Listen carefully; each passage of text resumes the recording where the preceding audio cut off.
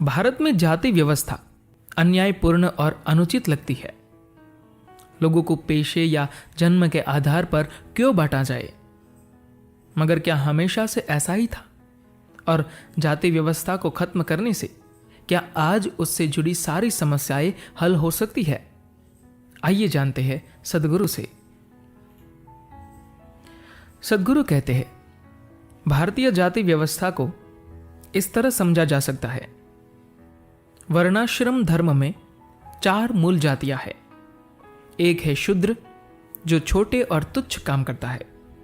वैश्य, जो व्यापार करते हैं। क्षत्रिय, जो समुदाय या देश की रक्षा करते हैं और शासन चलाते हैं। और ब्राह्मण, जो उस समाज की शिक्षा और आध्यात्मिक प्रक्रिया का ख्याल रखते हैं। सामाजिक ढांचे की 4 श्रेणियों में वर्गीकरण को अलग अलग संदर्भों में समझा जा सकता है। उसे देखने का एक तरीका यह है कि जिन लोगों ने अपने जीवन की जिम्मेदारी नहीं ली या जिन्होंने अपने जीवन के हालातों की जिम्मेदारी नहीं ली, ऐसे लोगों को शूद्र कहा गया। वह सिर्फ अपने जीवित रहने की जिम्मेदारी लेता है और किसी चीज की नहीं। वैश्य वह होता है जो अपने परिवार और अपने समुदाय की जिम्मेदारी लेता है, इसीलिए व्यापार का काम उसे दिया गया। आज सारी व्यवस्था, कारोबार का सारा माहौल बहुत अलग है, मगर उन दिनों व्यापारी वह होता था जो अनाज और लोगों की जरूरत की सभी चीजों को गोदाम में भरकर रखता था। इन चीजों की कमी पड़ने पर वह ये चीजें समुदाय को देता था। इसलिए हर समाज में वैश्य होते थे जो जीवन के इस पहलू का ध्यान रखते थे। वे माल जमा करके रखते थे और जरूरत पड़ने पर उसे निकालते थे। ये ऐसे लोग थे जो अपने परिवार और कुछ सीमा तक अपने आसपास के छोटे समुदाय की जिम्मेदारी लेते थे। क्षत्रिय वे लोग थे जो सारे समुदाय या देश की जिम्मेदारी उठाते थे। वे अपने देश और समुदाय की रक्षा के लिए शस्त्र चलाते थे और लोगों की रक्षा में मरने के लिए तैयार थे। उनके पास प्रशासन की जिम्मेदारी थी और सेना भी उन्हीं के पास होती थी। ब्राह्मणों को शिक्षा की जिम्मेदारी दी गई। आध्यात्मिक प्रक्रियाएं और धर्म उनके पास था, क्योंकि ब्राह्मण शब्द खुद इससे निकला है। वह ऐसा व्यक्ति होता है जिसे ज्ञान हो गया हो कि वह ब्राह्मण या दिव्य है। इसलिए ब्राह्मण का मतलब जिम्मेदारी की चरम भावना, जिम्मेदारी की असीमित भावना है। जिस व्यक्ति के अंदर जिम्मेदारी की असीमित भावना हो, उसी को शिक्षा और धर्म का क्षेत्र संभालना चाहिए, क्योंकि इन दोनों को किसी भी समाज का सबसे अहम पहलू माना जाता है। इसी के अनुसार भारत में जाति व्यवस्था बनाई गई थी।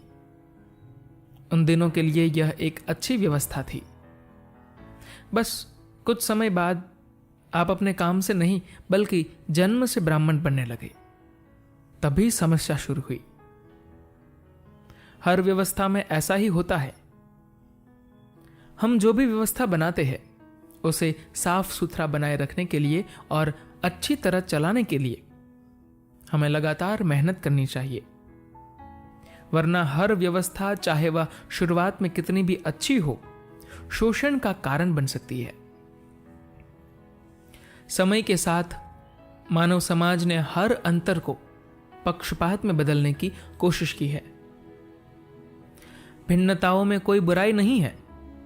दुनिया में भिन्नता होनी ही है और यह अच्छी बात है कि यह भिन्न है, मगर हम हर भिन्नता या फर्क को पक्षपात में बदलने की कोशिश करते हैं, चाहे वह नस्ल हो, धर्म या लिंग।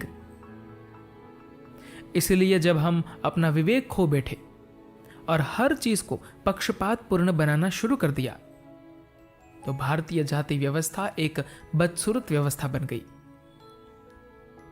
जो कभी समाज में कुशलता या हुनर को आगे बढ़ाने का एक बहुत सटीक तरीका था, वह बदकिस्मती से उपयोगी न रहकर पक्षपाती और नकारात्मक हो गया। जब कोई आईआईटी या आईटीआई नहीं थे, जब कोई प्रशिक्षण केंद्र नहीं था, तब आपका परिवार ही आपको प्रशिक्षण देने का इकलौता जरिया था, है ना? इसलिए एक लोहार समुदाय, एक सुनार समुदाय या एक मोची समुदाय को बनाए रखना बहुत अहम था, वरना समाज में कोई कौशल नहीं होता।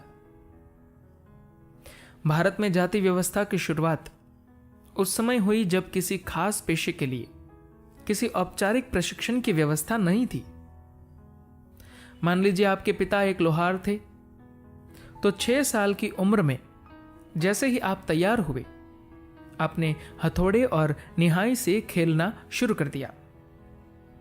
जब तक आप 8 साल के हुए, आपके पिता ने देखा कि आप वैसे भी उसे चलाना चाहते थे, तो बेहतर है कि उसे किसी मकसद से चलाया जाए।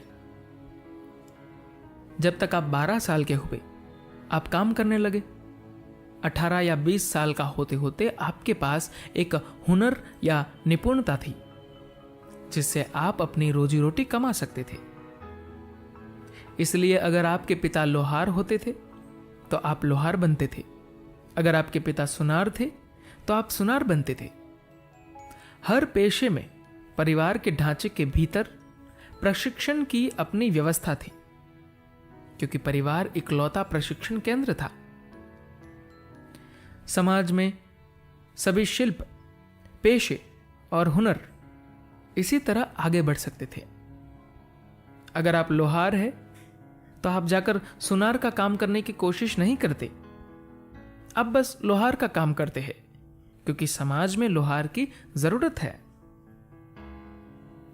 उसे देखने का एक तरीका यह है कि जिन लोगों ने अपने जीवन की जिम्मेदारी नहीं ली, या जिन्होंने अपने जीवन के हालातों की जिम्मेदारी नहीं ली, ऐसे लोगों को शूद्र कहा गया। वह सिर्फ अपने जीवित रहने की जिम्मेदारी लेता है और किसी चीज की नहीं। जब लोगों की आबादी बढ़ी और हजारों लोहार हो गए, तो स्वाभाविक रूप से उनके खाने, शादी करने और चीजों को करने का अपना तरीका हो गया। इसलिए उन्होंने एक जाति बना ली। अगर आप इसे एक स्तर पर देखें तो इसमें वाकई कोई बुराई नहीं है। यह बस समाज की सुविधा के लिए एक किस्म की व्यवस्था थी। एक लोहार और सुनार के बीच उनके हथौड़ों में उनके काम करने के तरीके, उनके रूप रंग, उनके खान पान की चीजों और तरीकों में सब कुछ स्वाभाविक रूप से भिन्न था, क्योंकि दोनों के काम का प्रकार बहुत भिन्न था।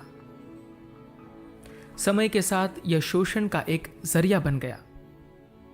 हमने कहना शुरू कर दिया कि जो आदमी मंदिर चलाता है वह स्कूल चलाने वाले आदमी से बेहतर है। जो आदमी स्कूल चलाता है वह लोहार की दुकान चलाने वाले आदमी से बेहतर है। यह सब भिन्नताएं हैं। हर किसी को कुछ न कुछ करना है, मगर हमने भिन्नताओं या फर्क को समय के साथ पक्षपात बना दिया। अगर हम सिर्फ फर्क को बनाए रखते तो हमारी संस्कृति बहुत बढ़िया विविधता से भरी होती, मगर हमने उसे पक्षपाती बना दिया। इंसान हर फर्क को पक्षपाती इसलिए बना देता है क्योंकि हर इंसान अभी जो है उससे थोड़ा और ज्यादा होना चाहता है। इसका एक दुर्भाग्यपूर्ण तरीका उसने ये खोजा है कि अपने सामने वाले व्यक्ति को नीचा दिखाया जाए। उसकी चाह दरअसल कुछ ज्यादा महसूस करने की है, मगर वह नहीं जानता कि खुद को बेहतर कैसे बनाना है। तो उसे यही बेहतर लगता है कि किसी और को नीचा दिखाया जाए। यह बहुत बुनियादी दिमाग है, मगर हमने लंबे समय तक उस तरह काम किया है और हम उसी तरह काम करना जारी रखे हुए हैं। अब उसे बदलने का समय है, मगर सिर्फ पुरानी जाति व्यवस्था को खत्म करते हुए उसे बदलना संभव नहीं है। वह हजारों दूसरे तरीकों से खुद को मजबूत कर लेगा। जैसे, क्या आपको लगता है कि न्यूयॉर्क सिटी में कोई जाति व्यवस्था नहीं है।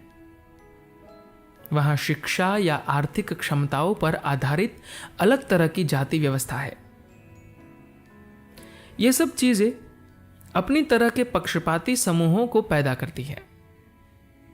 इसलिए जब तक कि हम मानव दिमाग में पूरी तरह बदलाव नहीं लाते, इसे बदलना संभव नहीं है।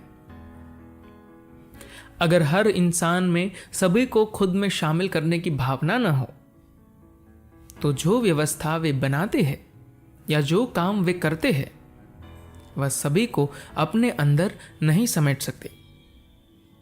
अगर लोग इस समग्रता का अनुभव नहीं करते, तो वे बिल्कुल अलग अलग प्रक्रियाएं शुरू कर देते हैं।